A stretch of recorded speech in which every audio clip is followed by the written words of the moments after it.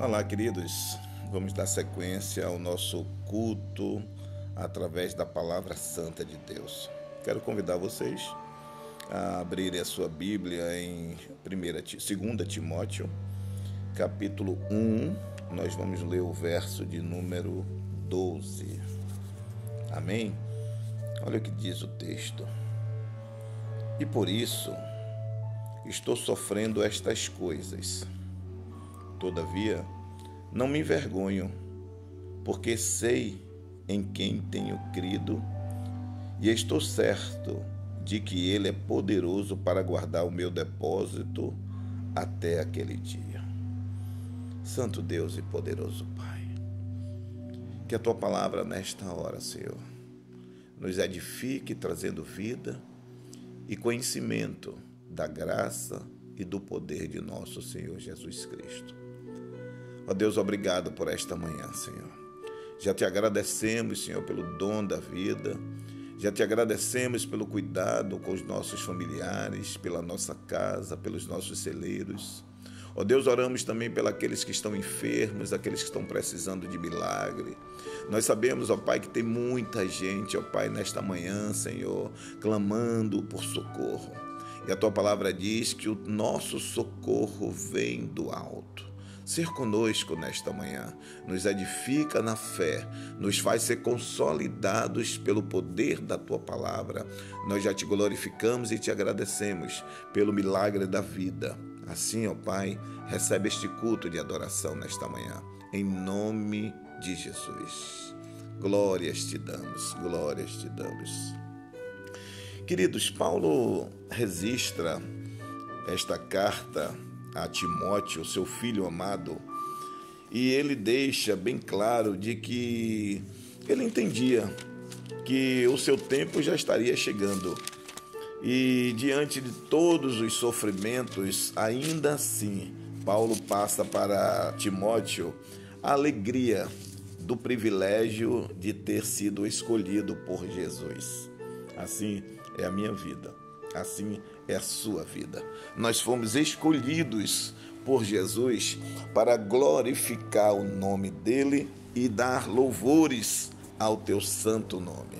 Essa é a finalidade. Deus, quando nos escolheu, Deus nos escolheu para que nós pudéssemos ser testemunhos vivos do poder dele na nossa vida.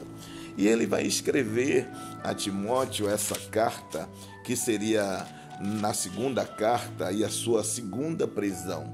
Paulo, ele na primeira prisão, lá em Roma, ele estava sendo preso como apóstolo, né? Lá no ano de 61, Paulo, ele deixou claro de que o evangelho que estava sendo pregado seria um evangelho para testemunho.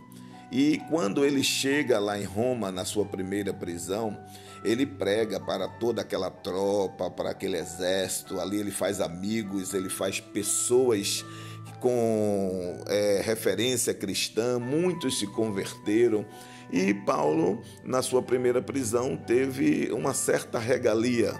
E ele vai escrever a sua segunda carta, Timóteo, também já levado pela sua segunda prisão. A sua primeira prisão foi lá, como falei, pelo ano de 61, né? E no ano de 66, Paulo, ele também é levado à sua segunda prisão. Mas entre isso, como é que Paulo foi preso pela segunda vez? Ele foi preso justamente por causa de um homem chamado Nero. Este homem fez atos que prejudicaram a carreira de Paulo, né?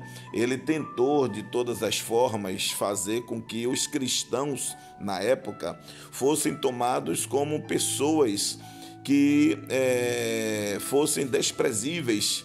E o que é que acontece? Esse Nero um homem mau, um homem nojento, né? Um psicopata, um homem que carregava muitos sentimentos, inclusive matou a mãe, matou sua família, mandou matar muitos cristãos. E aí, para que acontecesse essa prisão de Paulo, no ano de 64, Nero sobe na sua torre, né, de Mercenas, e ali ele tocando a sua lira, ele via a cidade de Roma incendiada, que foi o que ele fez. Ele mandou tocar fogo na cidade de Roma, né? Esse homem era um homem que tinha uma referência negativa, um homem que muitos não gostavam dele, ainda que ele era um líder, ainda que ele era um presidente, vamos falar nessa linguagem, né? E nessa época, este homem terminou fazendo com que os cristãos tivessem culpa desse incêndio. Ele jogou a culpa para os cristãos, e entre eles o Paulo estava como um dos coordenadores. E aí ele envia Paulo à prisão. E Paulo, nessa segunda carta, vai comentar isso com Timóteo, falando que ele já entendia que estava chegando o tempo dele, que já estava chegando a época dele partir. E ele vai, né, deixar bem claro isso lá no capítulo 4, né, quando ele entrega a Timóteo a sua direção, quando ele vai dizer que combati o bom combate, guardei a carreira e guardei a fé e completei a carreira. Ele vai falar isso com muita propriedade, já reconhecendo que o seu fim estava próximo. Mas ele deixou claro essa situação da sua convicção. E é exatamente isso que nós precisamos entender no propósito do qual nós fomos chamados. Quando Paulo diz, eu sei em quem tenho crido, diante do seu trabalho, diante de todo o seu ministério, Paulo implantou igrejas em vários lugares, Paulo ganhou almas para Jesus, Paulo fez uma obra fantástica, Paulo sofreu, Paulo se alegrou, Paulo passou por tantas dificuldades, mas ele disse no final da sua carreira, eu sei em quem tenho crido. Queridos, uma das maravilhas dos ensinamentos de Paulo é exatamente isso. Ele deixa claro que para que nós possamos cumprir esse chamado, nós precisamos desfrutar da maturidade. A maturidade é algo que nós não podemos abrir mão.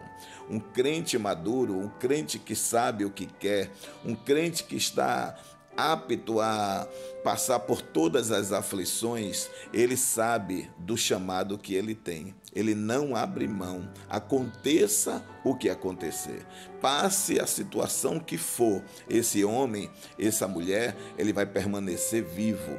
Jesus vai dizer lá em João capítulo 14, o verso de número 23, que quem me ama, guardará os meus mandamentos. E é exatamente esse mandamento que nós precisamos estar guardando no nosso depósito. E Paulo diz que ele sabe o que havia dentro do depósito dele. O nosso depósito é o nosso coração, querido. O nosso depósito é a nossa mente formada pelo que o Senhor nos chamou para nós sermos. Deus vai dizer que nós devemos ter a mente de Cristo.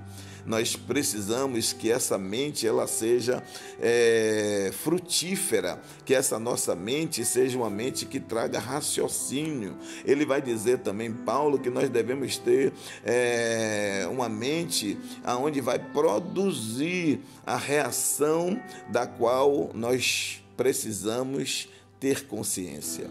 A consciência de que nós somos verdadeiros cristãos. Nós não podemos ser hoje cristãos e amanhã, por causa das situações que vêm sobre a nossa vida, a gente já desiste. Olha só, Paulo passou por todas essas aflições. Veja só, a caminhada de Paulo, o começo da vida de Paulo foi fantástico. Veja só, Deus concluiu uma obra na vida deste homem sem ele mesmo querer. Por quê? Porque Paulo estava indo para Damasco para destruir a igreja de Cristo. Olha que coisa maravilhosa. Paulo estava indo fazer uma coisa e Deus o escolheu, porque disse: este homem, para mim, é importante. Importa que ele sofra por meu nome. É o que nós devemos entender. Para que eu possa crescer espiritualmente, para que eu possa crescer e me tornar maduro, eu preciso acreditar que o chamado que Cristo tem para a minha vida é um chamado de desafios. Aquele que quer vir após mim, tome a sua cruz e siga-me. Negue-se a si mesmo. Esse é o fundamento para um evangelho saudável.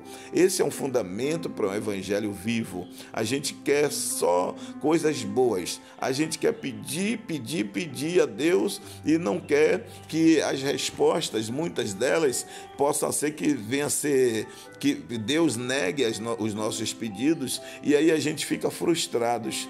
Já reparou? Quando a gente pede e a gente não vê as respostas acontecerem, a gente às vezes fica frustrado.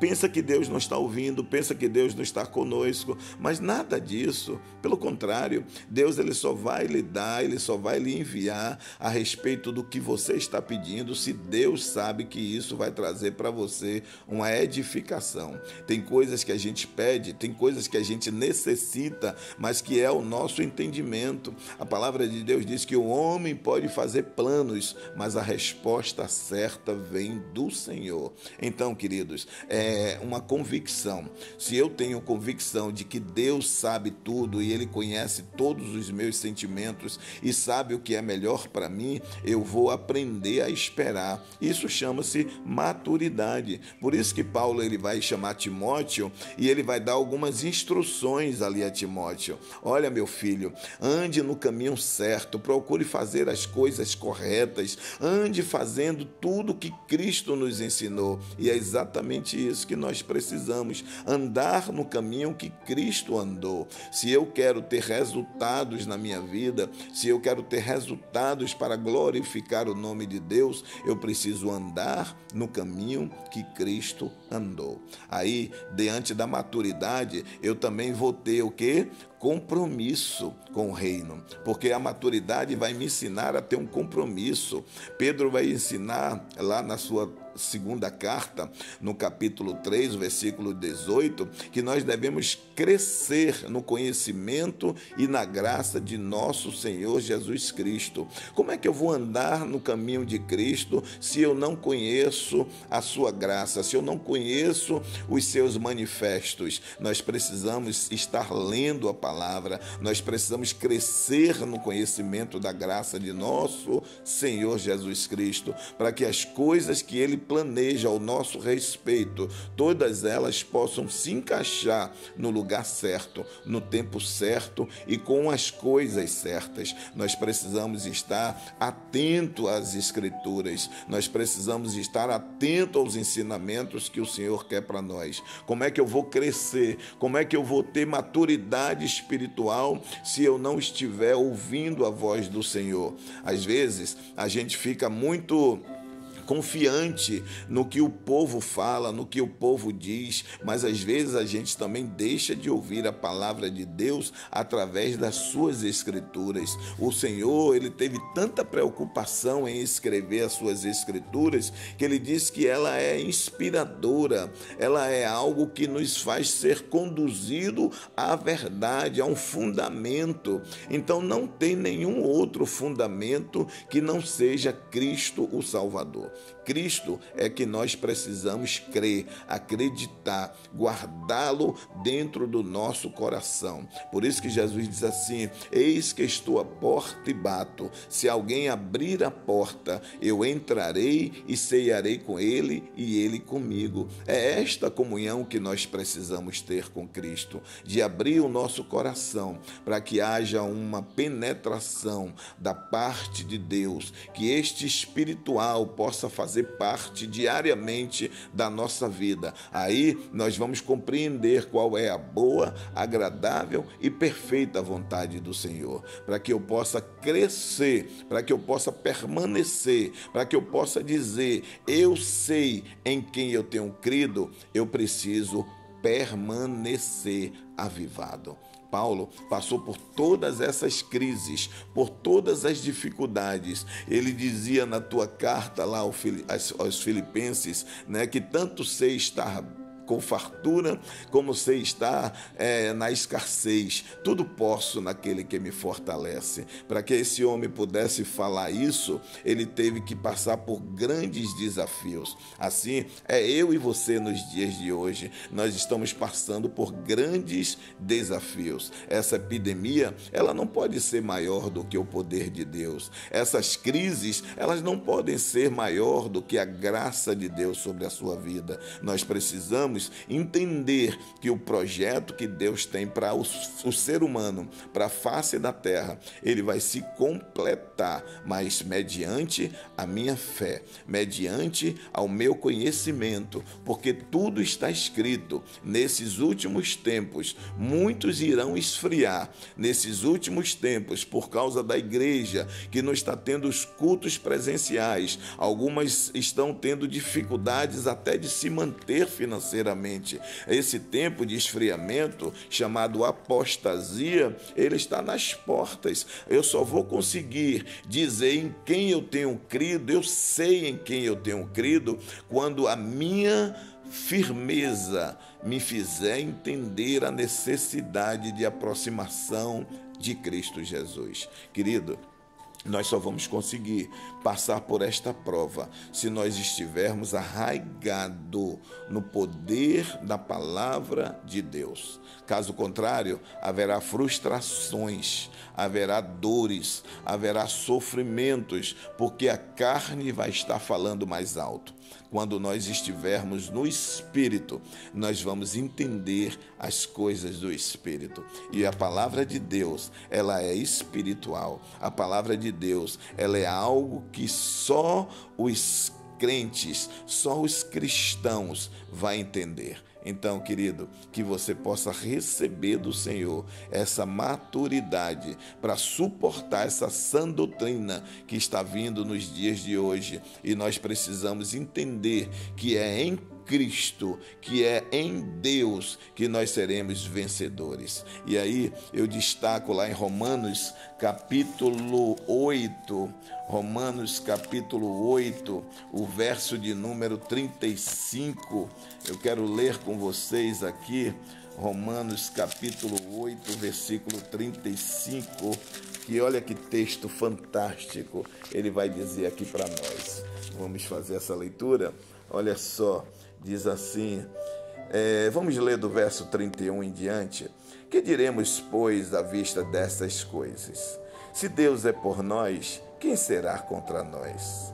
Aquele que não poupou seu próprio filho, antes por todos nós o entregou, porventura não nos dará graciosamente com ele todas as coisas? Quem intentará acusações contra os eleitos de Deus? É Deus quem os justifica, quem os condenará?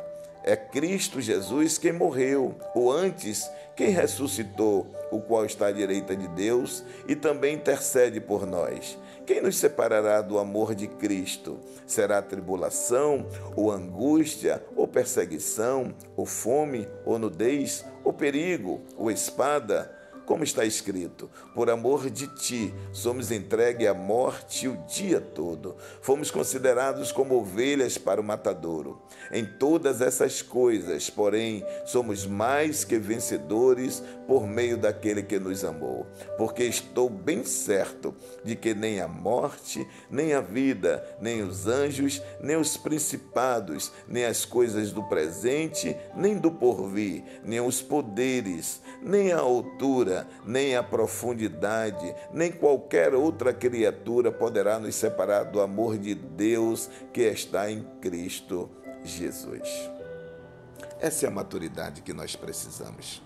Paulo declarou que ele tinha convicção de que o Senhor já havia preparado a coroa da vida para ele. Assim, eu tenho que ter essa convicção. Você tem que ter essa convicção e lançar fora todo o medo. Nós precisamos lançar fora o medo e dizer: eu sei em quem eu tenho crido.